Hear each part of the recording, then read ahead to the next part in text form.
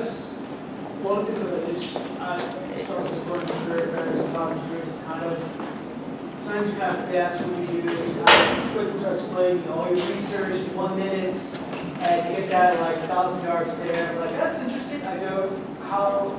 Okay.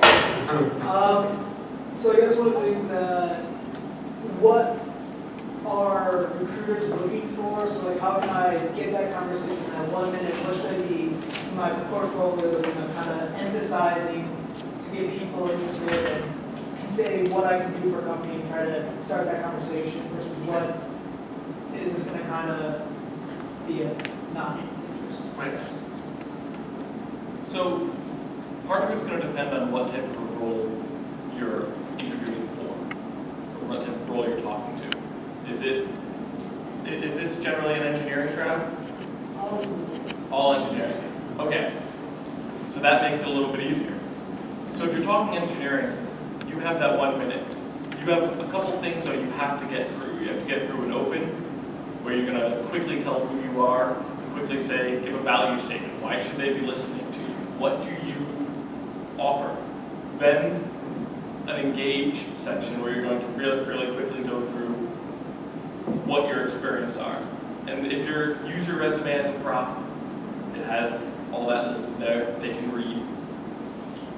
Quickly go through some of the highlights, and everything you bring up, you want to bring up what it was that you did, but first the background before it, the action you took, and then what the result was, so that they can see there was a situation, you took action, and you had a positive result. And once you finish your engage, you have to close. People always forget that. People forget that you have to leave with something. So whether it be I look forward to talking to you, some form of a next step. Yeah, I think Lou's right on. It's you know, it's that initial, all that, by the way, in like a minute. So there's no pressure, right? But you know, when I'm at a career fair, I was just here at the STEM career fair for UConn. We really love it when students come up to us and they know about our company. You know, so it's just like, because sometimes we'll ask, hey, what do you know about data? And they're like, geez, I don't know anything. It's, you know, you've got other people that actually have researched the company, and so like, yeah, well, you guys do this, you do this, and I'm really excited about potentially joining. And then you go into exactly what Lou said, and that's a great combination. So we're looking for that enthusiasm, we're looking for that passion, like what that, I can't say enough about passion, that passion coming out, and the fact that, hey, maybe you really want to work for us. Not to say you're not going to go down to the next booth and say, hey, I know a lot about you guys, and I really would love to work here. That's okay to do that. But what we're looking for is preparation about who the company is. Maybe, again, some of the products, we're not asking that you know everything, but some things, right? So you have a clear direction in your own mind. That's really what it is. We look at that student saying they know what they want, right? As opposed to someone that's really just kind of kicking tires or checking out different venues. So by having that up front, that really will connect with the recruiter. And then you go through what Lou said, not to underestimate that close too. I mean, it's nice to kind of go through all that. You might want to bring up your project work. Your resume is a prop, so you don't have to go through the resume, but you should have one. I had one person, or several people have done this in the past, that just have it like on a barcode scanner type thing. I'll hand that to me. It's kind of nice to get the resume, you know, because we do capture those resumes and we scan them into our system. So the resume is a prop, but go through some of the projects that you worked on. You know, maybe some special offsite projects, maybe in-school projects, maybe through GitHub for the CS students here. Is there a CS students here? So that would, that's always good for us. We like that. And yeah, and so I think that's pretty much it. To your point, you know, how do you get good at that? Practice it, right? None of us were born to interview, myself included, and none of us were born to, on both sides of the desk, right? So we have new hiring managers that come in, they need help and support and training on how to interview. When you're on the other side and you're interviewing, that is a learned skill. And those that have been, let's say, at a company for 5, 10 years, and they're like, well, I got experience, I'm just going to go out and start interviewing. Not so easy. They've got to practice too. because their competition is other people that are already in the market and have been interviewed. And it is very noticeable if someone is let's say, untrained or needs additional training in interviewing. So think of that. And there's a couple of things I could also share as we go on about how to get better at actually interviewing. And I'll go into that in a little bit. Yeah. So I have to emphasize my PhD thesis. I'm sorry, Sam? I have to emphasize my PhD. Oh, okay, yeah. Oh, I think so, yeah. I mean, I love credentials. You know, I've got credentials, and it's like, yeah, I mean, you gotta emphasize that, you know, this is who I am. These are my credentials. I have a PhD, maybe some other things. I think that's important. That's your brand, right? So I think it's so important to convey your brand as an individual, as someone that's gonna come to a company and present value, right? And you get money for that, but that's why the company's gonna pay you. So you have to emphasize who you are, your credentials, and what you can bring to the company. Everybody that works in an organization has a price on their head, right? A company's going to pay you specific money because you're going to be doing something specific for the company. You can't underestimate that. It's not like, oh, we're going to hire 100 people and just for fun. They need to bring a value. They need to convey that during that interview process, even if it's a minute long. Yeah, what he's saying, absolutely correct. As a fellow PhD student from UConn who just went through the long, fun process of finding a job, I can tell you that that's exactly what you need to do. And it's the same thing you do whenever you go and meet someone from another company, whenever you meet someone new. Any form of business conversation you're going to have is going to follow the same format, where you need to, so this is going to go into that open, just like you were saying with also telling you about the enthusiasm shown about it. You need to start off with, why are they going to listen to you? So you need to say, I'm excited, nice to meet you, something like thank yous are important. This is why you should listen to me. I am a PhD candidate, this is my research project, and this is how it relates to the job we're talking about. And then you can move on, but you need to get through that value statement in the beginning. Yeah, so right. And does everybody have an elevator pitch? Like a pitch that they've been practicing for when someone says, what do you do? Does everybody have that? No? Cool. No. So that's something definitely you want to work on. I mean, so even for myself, I mean, Lou might ask me, hey, what does Dado do? What does Dado do? We're insurance for your day, no matter where it lives, in transit, in the cloud, or on premise.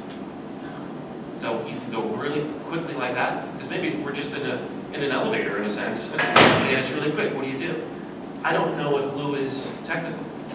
So if I told Lou, oh well, we do BCDR, he's like, what's that?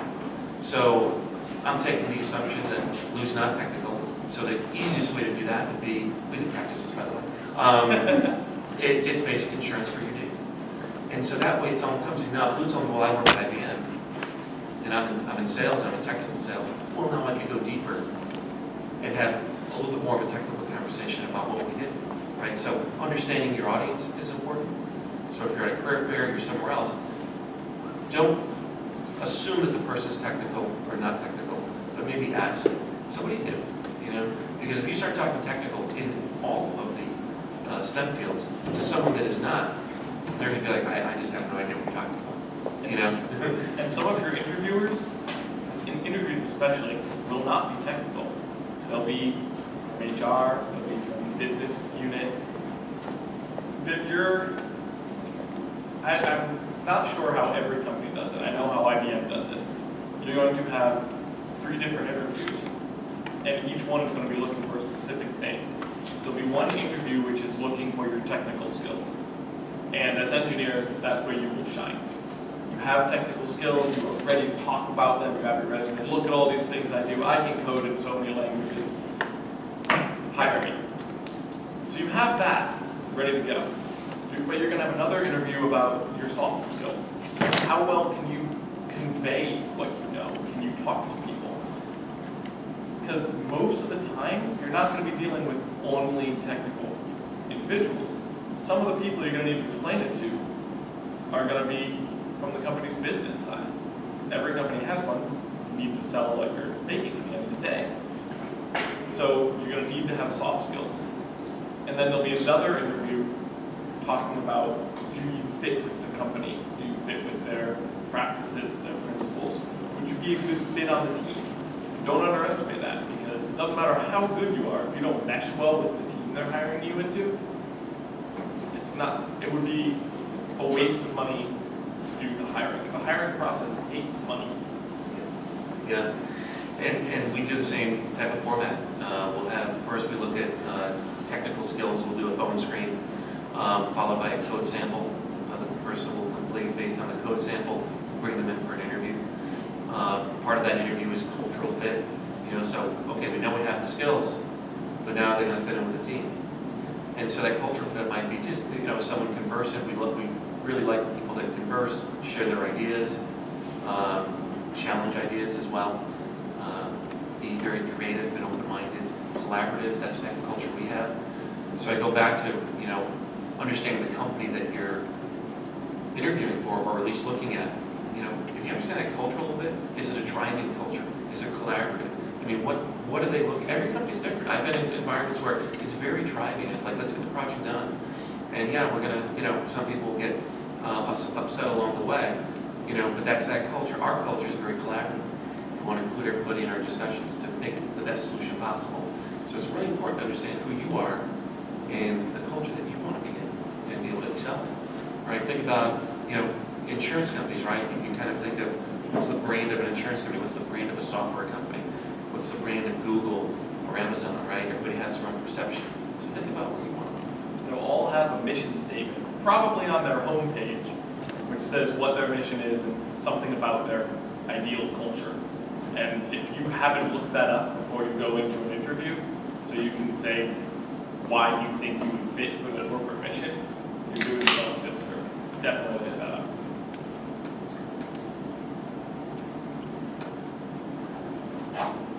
Oh yeah. How far in advance from being graduated should I start looking for a job? Yeah, like right now, like right away. Years ago. It's years ago. So, networking should be a lifestyle, and part of that networking is looking for work. But I always, there's some people that, I run across where they haven't looked for a job in such a long time. They're like, oh, I think I'll start networking now. It's like, look, that's like breathing, It's something that you do all the time. Why? Because you're building your brand. You let people know that, look, I've got a PhD and here's what I do, right? You want that to be viral and out there. So it's never too early to start looking for work, and it should have been done, and I'm sure all of you have been doing it, but it's all the time. And it's even when you're working. I'm not saying go to work for IBM, you're working with Lou, and then you're like looking for another job. I'm not saying that, but what I'm saying is that you always continue networking. Right? You may be working somewhere, but you gotta see, consider what's next in your career. Maybe it's gonna be at that existing company. Maybe it's somewhere else outside the organization. But you always have to be looking. Especially in the tech world, where it's unusual for someone to stay at one company for more than 6 years. You should always be building a network. And building a network isn't just, oh yeah, I met you 5 years ago. Remember me? You have to both build a relationship and maintain it. So I know this sounds cold and calculating, but I'm an engineer, so here goes. When I meet someone and do a network, I put calendar invites to check up with them like every quarter or every half a year, so I can keep that relationship. Just oh hey, how've you been? Oh, I know you're interested in sailing. I saw this great article about that. Something to keep that relationship, so that 5 years from now, when you're looking for something, they still know who you are. Yeah, and that's so key. And if I could just add, if you have opportunities to volunteer, within your industry areas of expertise, that's really strong. You're going to meet people that you never would have met, and you get to work and collaborate together, and that builds your network, right? So you're giving back, your value, your skills to an organization. I can't stress that enough.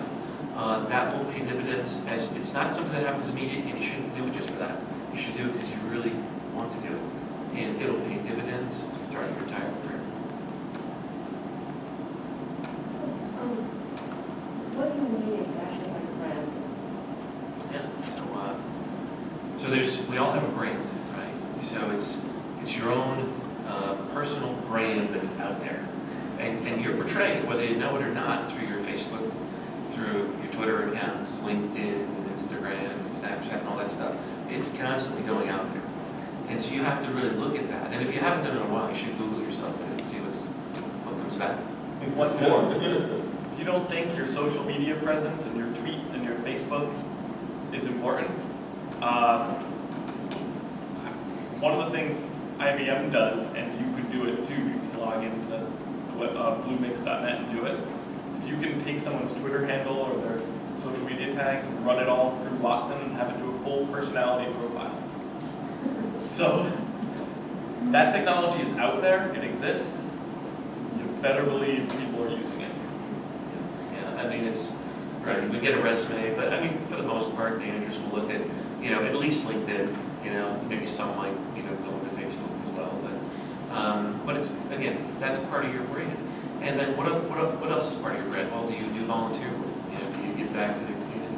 What are the other things that you're passionate about? So it's that whole person, beyond sometimes just the skills of what you're doing, right? How are you helping people out? That sort of thing. And that all has impact. Absolutely. It brings up a great point about volunteer work.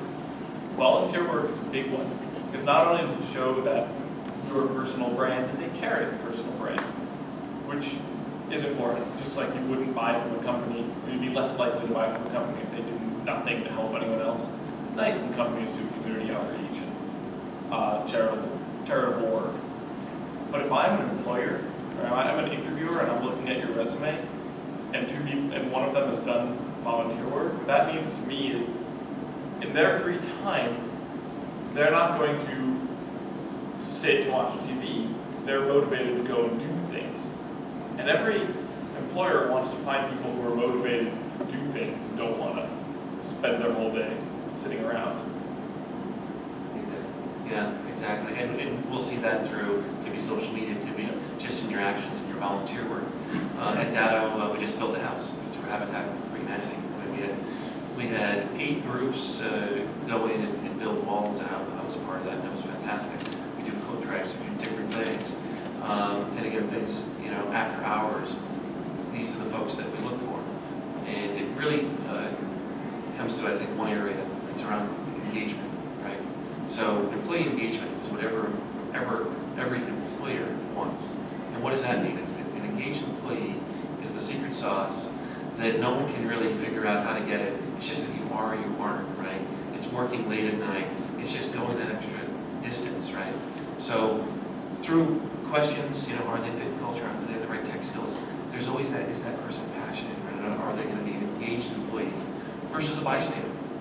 A person that comes in, does their work, and leaves, right? Employers are an engaged individual. It really takes it to the next level. So for graduate students, especially in PhD, they spend most of their time in the lab, and they think the only way they can success in the job and success is what they see working in lab. So what are the opportunities you would think for them to do the volunteer work? So, this is a great one for me, because I'm still technically a graduate student at UConn. Just because you're in a lab all day doesn't mean you do nothing else. And even your lab work is going to relate back to some broader impact. I'm sure you might be familiar with that because the NSF loves that term, broader impact. So there's always going to be something related to your work that you can bring up. Not just, hey, I found this, it's cool, but why this helps the world. And you can bring that in. And some volunteer work doesn't take up much time. Some things like Habitat for Humanity, tremendous amount of time. It's oftentimes bunched up. But there are other types of volunteer organizations that don't take much time at all, some that you can even do from home. One of the ones, for example, your technical millennials. You have social skills, social media skills, that lots of companies and charities don't. So an easy way to help out with a charity, find your local charity that you like, contact them and say, hey, do you need help with your social media network? Do you need help managing, your Facebook? Do you need help managing, reaching out to millennials? That's something you can do with a very small time investment that can make a very big impact on a nonprofit.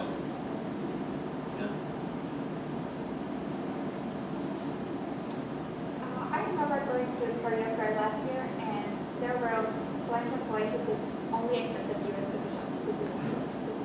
So for those of us that are internationals, what are the opportunities?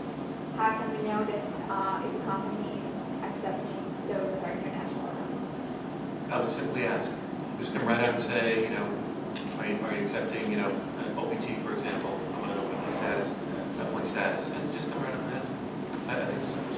Because they brief, everyone who goes to the career fairs representing the company are briefed on what they're accepting, what they're not beforehand. So everyone knows, if they can provide sponsorship, if they can hire non-citizens. So just ask. And be open and clear about it. Okay, I'm in my first year, I'm in my second, I know in STEM, I think you get a 2-year extension or something. So just be clear in terms of, when that expires and what your expectations are from that employer, moving forward.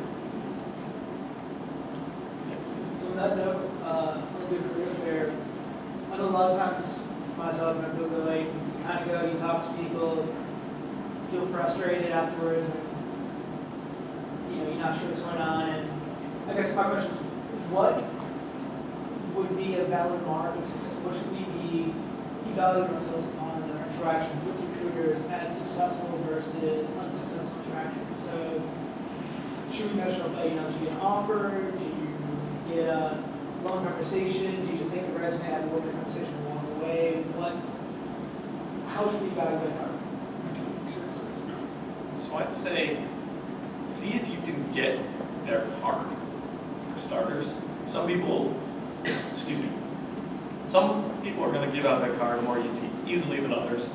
I was at a hiring event in Chicago where a gentleman gave me his card and he said, I only brought 2 of these here. Like, congratulations. Oh, well, thank you. But sometimes, people will bring several.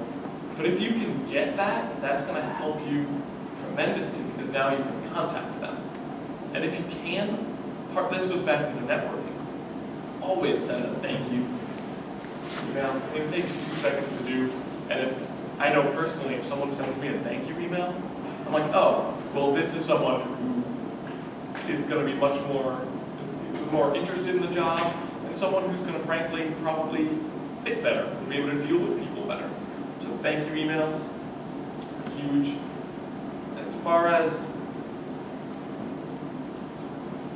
if you don't, even if you get a card or whatnot, knowing if you did well, you said, do you get an offer? You can certainly always ask, do I have the job? You can ask that at the end of any interview, and I would recommend it. Worst they can say is not yet, or no. Best they can say is yes. It's part of the close. Yeah, always have a close. But aside from that, I think what you're looking for is that they are engaged with you. They're interested in you, that you've shown you were interested in the company and that you would be a good fit. Yeah, and if you start getting introduced around to other people at the career fair, like within the company, that's always a good sign. It would be like, well, what is your name? Ned. Ned? Yeah. And so be like, hey Ned, I want you to come on over here, I'm going to introduce you to Lou. And then Lou is, hey Ned, how you doing? Oh, hey, by the way, I want to introduce you to someone else. That's a good sign. And we usually bring generic business cards with us, but I always have my own. So when I do have someone that I want to connect with later, I'll give them my personal card. And most recruiters at these events will do that. If you don't get a card, but you don't want to follow up with the person, just search them out on LinkedIn. I mean, if you know the company name, you got the person's first name, probably find them, picture, and then send them a note. So I'm always open to, accepting invites and, even if, networking, helping people out, that sort of thing.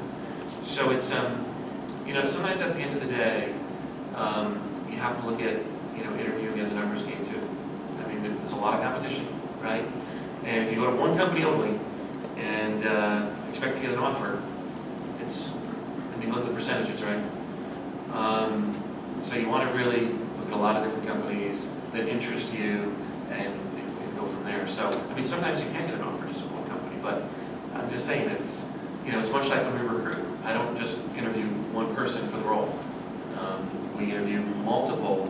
Why? Because we're looking for the right fit, match, and the right person setting them up for success. Also, we don't know if the person's going to accept the role. It's a two-way street. You can give an offer out, and they may be like, no, I got something else. And part of the interviewing process is the expectation setting, making sure you know what it would be like to work for the interview or work for that company, to make sure that you're not thinking, oh, I'm going to get a company car, and then you get disappointed when you get there and you leave, because then all the money of hiring and onboarding you is wasted. So it certainly is a two-way street, and yeah, those definitely contact people. And at the point as far as it's a numbers game, it's absolutely true. But one of the numbers you need to keep in mind is, I think it's 80% of jobs are filled before they're posted, and they often just get posted as a formality. So if you're just applying online without knowing anyone, talking to anyone, your chances are minuscule. So while sometimes it's who you know, we don't think of that as a bad thing. Because yes, it helps you tremendously to know someone. But if you don't know someone, you can meet someone. You have LinkedIn. You can go on LinkedIn and say, okay, I'm interested in working at Microsoft. Well, who works at Microsoft who went to UConn? Let me find someone. I am graduated my year, something. Shoot them a message saying, hey, I'm a fellow UConn alum, I'm really interested in Microsoft. Is there any chance you wouldn't mind would you mind having a chat with me on the phone? I'd love to hear about what you do. Don't say, could you help me get a job? They'll be like, no, I'm not wasting my time. But people love to talk about themselves. Everyone does.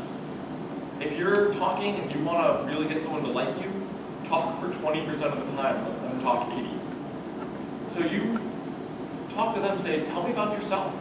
Tell me about your job, because I'm interested in potentially having a job like yours. So I'm genuinely interested in what your job is like. What is your day-to-day? What are your challenges? So people will be like, yeah, sure. You're a fellow UConn grad? Yeah, sure, I'll talk to you about what I do for a while. And then you can give them a thank you, and you can start to build that relationship. And if you build enough of those relationships, when those jobs start coming, when those openings start coming, they're going to say, oh, hey, he was interested in this. Let me, shoot him a message. And that networking is really what's going to help you the most. Yeah, so at Datto, about a third of our hires are through internal referrals. So to Lou's point is you reach out to different people and you get to know them within the company. Those employees definitely want to share that within our internal referral system. We pay $3,000 per referral at any level. So some people get multiple referrals every year. But that's a big pipeline for us because we know that employee is going to be vested in that referral, right? There's more to it than just the referral. It's, if I was going to refer Ed in, and I'm like, well, I'm going to make sure Ed's successful, right? Because it's part of my reputation too, part of my brand. So there's that type of element to it. And if you're in a sales role, that can be really key. There's a lot of coaching and mentoring for a software engineer, a lot of coaching and mentoring there. So we really look for that on the referral side. And so I think those are really good thoughts. So suppose if a recruiter is looking or handling, say, multiple job openings, and if I'm interested, say, in 2 of those openings, and if I just say to them, like, I fit in both of them because it's related to my research experience, so does it have a negative impact that I'm not clear on a specific one, or? Yeah, so I'm kind of like, if someone's really clear of what they want, I like that. I have talked to folks and even counseled them on LinkedIn where they say, their name and they have like 3 different disciplines, and I'm like, I'm confused. I mean, I don't know. I know you're looking at a lot of different things, but it's not clear to me. Again, going back to the brand, of what you do or what value you're going to bring to the company. So I think the clearer you can be, the better. And yes, you're probably qualified for multiple jobs, but I think in that conversation, you really want to be specific of, I would like this particular role because this is what I can bring to the organization. As opposed to I can do this, but oh, then again, maybe I can do that. So be clear. I think you can't go wrong with that. Yeah.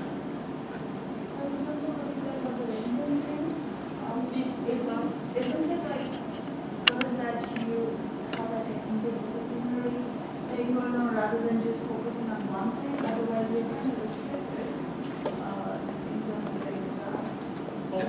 Well, you can write your LinkedIn in such a way that it'll work for multiple jobs without saying, I want this job or this job. You know, you can, your skills at the bottom, your skills section, they're going to be able to be applicable to many different job openings. And when you write your summary at the beginning, you could write it in broader terms so that it works, you know, more general. Then when you go and apply for that job, tailor your resume. When you're applying for a job, don't just give them your generic resume. Give them a resume that's tailored for that job. Big point. How many people have like multiple versions of their resumes right now? Good, you should. We all should have multiple versions, right? And if it's 6, 7, whatever it takes, but to tailor it specifically to that particular role, because there's more than one piece to all of us, right? So you want to highlight maybe your management skills, maybe your technical skills, depending on the role. So that's key. But on LinkedIn, you can write it in such a way that it's clear what you want, but in your skills, maybe in your summary, you can have different keywords. I want to emphasize the keyword approach in there too, because I use LinkedIn Recruiter. It's the paid version of LinkedIn. It looks completely different. You can't send invites through it. It's basically a project template, if you will. I could share templates with my team members. It costs about $9,800 for the year, so it's really expensive. And when you look at a team size of 8 people, it really adds up in terms of budget money. But we do that so that we can find people, and we are choosing different Boolean searches to find you, to find others in the room. And so that's one of many tools that we use to find people. So keywords of what you do in your LinkedIn profile are key. Yeah, and your keywords, to that point, lots of you at least are doctoral students. So your LinkedIn is going to list projects, a lot of research projects. The way I set mine up is, title, quick explanation of what it is, maybe a link to the paper itself, and then I actually say keywords, and you put in some keywords, because that's just helpful. And just another point on that, your question is, so we also use on the recruiting side, what other tools do we use? Well,